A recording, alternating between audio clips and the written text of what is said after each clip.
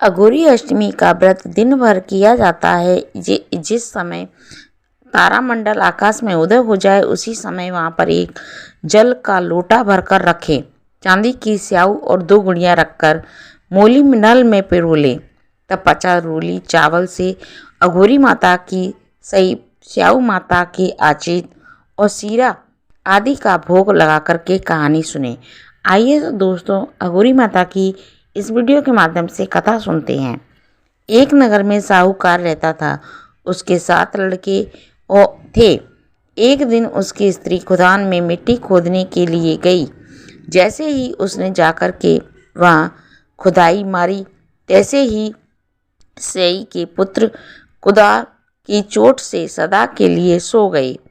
इसके बाद उसने कुदाल को स्याऊ की खून से सन देखा तो उसे सेई के बच्चे मर जाने का बड़ा ही दुख हुआ, परंतु वह विवश थी क्योंकि वह काम उससे अनजाने में हो गया था। इसके बाद वह बिना मिट्टी लिए ही खेत करती हुई अपने घर आ गई और उधर जब से ही अपने घोड़ा काल में आई तो उसने अपने बच्चों को मरा हुआ देखा तो नाना प्रकार से विलाप करने लगी और ईश्वर से प्रार्थना करने लगी कि जैसे मेरे बच्चों को मारा है उसी प्रकार कष्ट होना चाहिए जिसने मेरे बच्चों को मारा है। तब बच्चा सेई के शराब से सेठानी के साथों लड़के 1 साल के अंदर अंदर समाप्त हो गए, अतः मर गए। इस प्रकार अपने बच्चों को असमय काल की मृत्यु में समाई जाने से सेठ और सेठानी इतने दुखी हुए कि उन्होंने किसी तीर्थ पर जाकर अपने प्राण गंवा देना उचित समझा। इसके बाद वे घर छोड़कर पैदल ही किसी तीर्थ यात्रा की ओर निकल पड़े। खाने की ओर कोई ध्यान न देकर जब तक उनमें कुछ भी शक्ति रही सहन करते रहे, तब वे चलते ही रहे और जब वे पूर्णतः असह्य हो गए तब अंत में मोक्ष होकर गिर गई।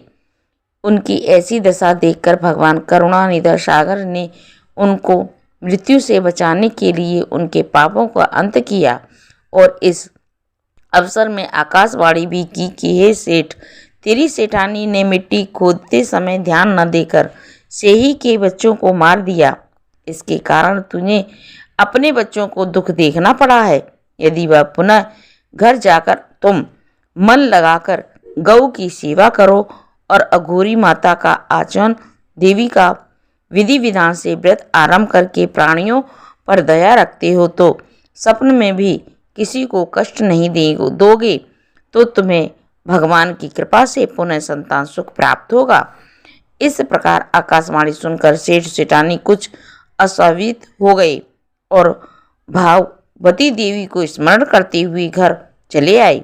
इसके बाद श्रद्धा भक्ति से न केवल अघोरी माता की व्रत अपितु गौ माता की भी सेवा करना भी उन्होंने आरंभ कर दिया। जीव पर दबा भाव दिखाते हुए क्रोध और देह का स्वभाव परित्याग कर दिया।